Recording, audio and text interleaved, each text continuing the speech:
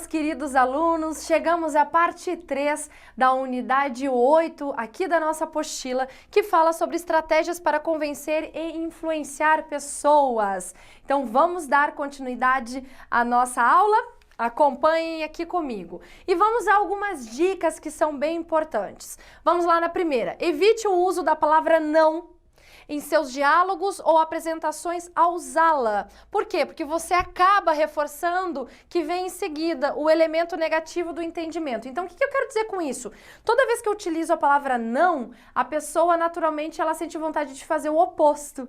Então, é interessante que a gente tente praticar um vocabulário positivo, mesmo quando a nossa intenção é fazer com que aquela pessoa evite de fazer determinada situação. O não é um gatilho mental que o cérebro não assimila muito. E sabe aquela história de não pisa, a pessoa vai lá e pisa? É basicamente isso. Sentirá que nós podemos gerar obstáculos durante a nossa comunicação utilizando o negativismo durante a nossa frase. Porque o não já está embutido na gente. Então nem sempre ele absorve, ele vai lá e ó, faz o que não é para ser feito.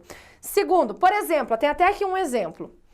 E eu acredito que esse exemplo aqui também é muito parecido com o exemplo que tem neste livro que eu indiquei lá para vocês sobre o Mentalista do escritor alemão. Vamos lá. Se eu falasse agora aqui para vocês, não pense em uma flor amarela. Não pense em uma rosa amarela, por exemplo. Vai dizer, nesse momento que eu falei, não pense numa rosa amarela, veio aquela imagem de uma rosa amarela na sua cabeça. O que acontece? Provavelmente foi em uma flor amarela, que você pensou. Acabei de falar isso. Isso acontece porque a palavra não é mais difícil de ser processada e interpretada pelo nosso cérebro. Justamente porque, por representar uma oposição ao que é dito. Então, não imagine agora uma flor amarela. E você vai lá e imagina a flor amarela. Não é mais ou menos assim? Acontece. Se não acontece isso com você, alguém que você conhece pode ter certeza que acontece e direto. Vamos continuar aqui com as nossas dicas. As afirmações positivas, elas são muito mais poderosas, aquilo que eu acabei de falar para vocês, pois elas transmitem um gatilho mental de positivismo e ação.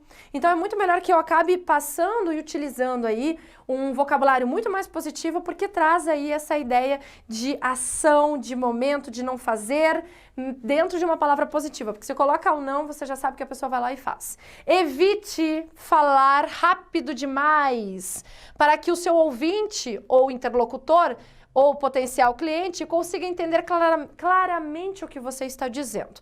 Nem fale muito devagar para não parecer também que você está subestimando a inteligência dessa outra pessoa. Você não precisa articular, senhor, o que você está dizendo. Criança faz muito isso. Lembra que eu falei em um dos vídeos que criança é o melhor exemplo para estudo dentro de casa? Quando você ensina tanto uma coisa que não pode fazer e explicou para os seus dois filhos que não pode. A mais velha vai lá e fala para o mais novo. Ela coloca a mão na cintura, vê se você não conhece uma criança que faça isso. Coloca a mão na cintura e fala assim: a mãe disse que você não pode comer doce agora. Quando ela faz isso, ela está naquele momento, claro que trabalhando a articulação da fala dela para que o interlocutor irmão consiga entender o que ela está dizendo, mas ela está lendo, ela está articulando de forma lenta. Para quê? Para que ele entenda com todas as palavras a ordem que foi dada. E às vezes a gente faz isso e pode parecer uma atitude irônica, pode trazer aí uma informação, uma mensagem que não era aquela que você estava querendo transmitir para as pessoas. E então o mais adequado é você tentar manter o equilíbrio na hora da sua comunicação. Eu, por exemplo, sou uma pessoa que eu falo bastante rápido. E eu acabo articulando bastante no meu dia a dia, mesmo sendo professora de comunicação, eu acabo fazendo tudo muito rápido. Quando eu paro para pensar, opa, respira, prof, respira. Aí eu respiro, que é uma técnica que eu utilizo bastante para que eu não acelere tanto a minha verbalização.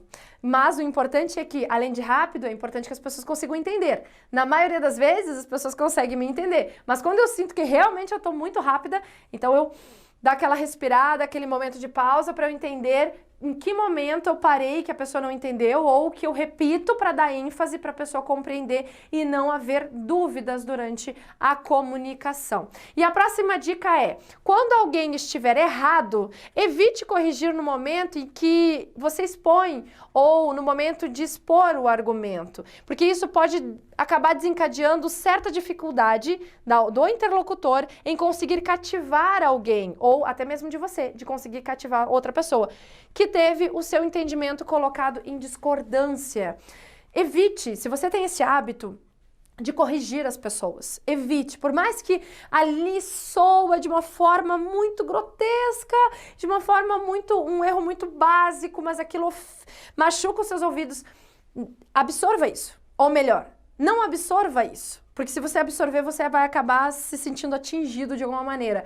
Mas não corrija as pessoas, por mais que você tenha um grau de intimidade, porque isso acaba bloqueando a sua comunicação, faz com que a outra pessoa se feche e tudo que você começar a dizer é como se você fosse o doutor contra, ou a doutora contra. Tudo que a outra pessoa fala não vem ao caso, não interessa, porque tudo vem seguido de uma correção. Então evite esse tipo de situação para que você não tenha problemas na hora do seu interlocutor absorver a sua mensagem. Combinado? Continuando aqui. O ideal é ser empático sempre. Então pratique a empatia.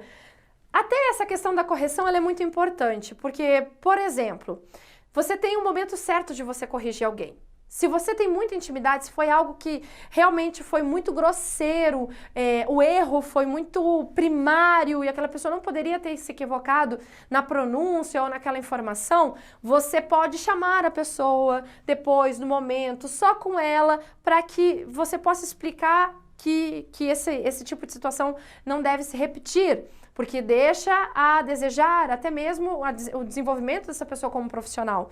Então tem um momento certo, mas ali, naquela hora, você corrigir pode passar até uma ideia de grosseria, arrogância. Então tome cuidado com essa situação. O ideal é ser empático sempre. Se coloca no lugar da outra pessoa e aí você vai saber como é ruim ser corrigido no momento de uma argumentação ou ir contra. Espera o momento certo para você falar. E às vezes a gente consegue até discordar de uma pessoa dentro da nossa, mostrando que você concorda. Então você concorda em partes, mas pensa diferente em um determinado assunto daquela conversação. Você pode, se a sua opinião for solicitada. Combinado? Então, vamos continuar aqui os pontos. Aqui, o ideal é sempre ser sempre empático e tentar encontrar pontos do diálogo em que possuem a mesma opinião, que foi o que eu acabei de falar para vocês e que ajuda bastante. Você pode até ali, naquele momento, não concordar com alguma coisa, mas comece com uma palavra positiva, porque as chances dessa pessoa aceitar o que você tem a dizer são muito maiores. Porque daí, ali naquele momento ela entende que ela está aprendendo e não que ela está sendo corrigida. Vamos continuar. O elogio também é um recurso a ser utilizado. Bom, é bem legal você elogiar as pessoas, você elogiar aquilo que foi bem feito e principalmente o local que você se encontra, porque quando você elogia, fortalece ali a satisfação de você estar naquele momento investindo o seu tempo. Então, elogie, quero agradecer, agradeça ali naquele momento a oportunidade de estar naquele local, fale da experiência boa que você teve. Eu, por exemplo, eu sou de Porto Alegre, Rio Grande do Sul. Então, quando cheguei aqui em Campo Grande, Mato Grosso do Sul, que é onde nós nos encontramos, e o nosso estúdio fica da Rede CETEPS, Rede CETEPS/MS, porque tem outros estados também, o que acontece? Eu cheguei aqui, a primeira coisa que me agradou foi o clima da cidade, do estado. Nossa, eu adorei o clima, você poder usar roupas leves, porque essa hora, lá no Rio Grande do Sul, gente, você está de polaina, você está de cachecol, de gorro, de fones, de protetores de orelha, para que você possa esquentar as orelhas, e de luva, ou seja, você está parecendo um bonequinho de neve na neve, praticamente. Aqui está sendo um período agora, de junho, para nós, está sendo um período de frio aqui na nossa região. Mas é um frio gostoso, agradável. Então, quando eu chego aqui, eu sempre falo para os meus alunos que eu adoro o estado, eu gosto de viver aqui em Campo Grande. Por quê? Porque um clima muito agradável. E quando você fala isso, você começa a reforçar uma questão de patriotismo num local e entre pessoas que são da região. ou pessoas que estão chegando na região. Então é algo positivo. Elogie o lugar ou fale de uma experiência positiva que você tem ali naquele local que você está apresentando. Combinado? E isso vai trazer aí uma melhor absorção, uma melhor influência, empatia e também receptividade do seu interlocutor para com você. Continuando, vocês já escutaram falar deste senhor aqui, Dale Carnegie, como preferir a pronúncia do sobrenome, do nome e do sobrenome dele, que ele é o autor de Como Fazer Amigos e Influenciar Pessoas. É um livro desse tantão aqui, mas é um livro massa, é um livro maravilhoso, é um livro legal para você aprender algumas técnicas que são bem interessantes e que ele aborda bastante, principalmente que nós estamos conversando aqui hoje, nessa aula.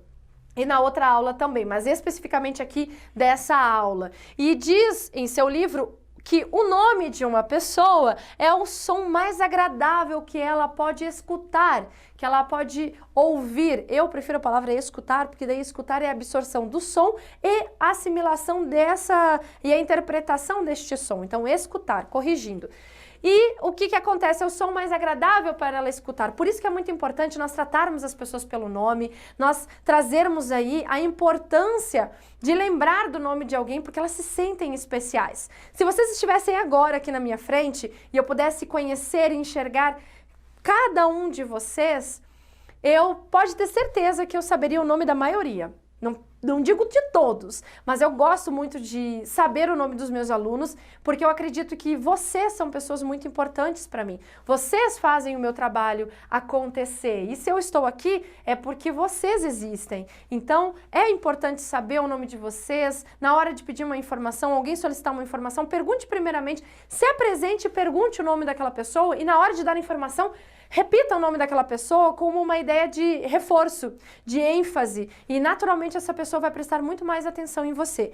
Pega a dica de ouro, meus queridos, peguem a dica de ouro. E aqui eu vou deixar para vocês, antes de finalizar o nosso último slide, eu vou deixar dicas de filmes para vocês assistirem nessa época de distanciamento social e que vai ajudar bastante a oratória de vocês e quem sabe vocês consigam ver aí pessoas que possam ser referência para vocês dentro da comunicação. E os filmes são Prenda-me se for capaz, O Discurso do Rei, excelentíssimo, esse aqui é bem divertido e é bem interessante, baseado em fatos reais, Jobs, do Steve Jobs, Invictus e Cosmos, da série que tem lá na Netflix, que fala sobre o planeta, sobre diversas informações muito interessantes que eu acredito que, além da informação, observe como o apresentador, ele apresenta ali esse assunto e essa mensagem. Eu acredito que vai servir como referência também para vocês. E meus queridos, eu espero que vocês tenham gostado do nosso vídeo de hoje, da nossa aula, e desejo a todos muita saúde e a palavra de prosperidade que é 1, 2, 3 e sucesso, meus queridos, e até o próximo vídeo!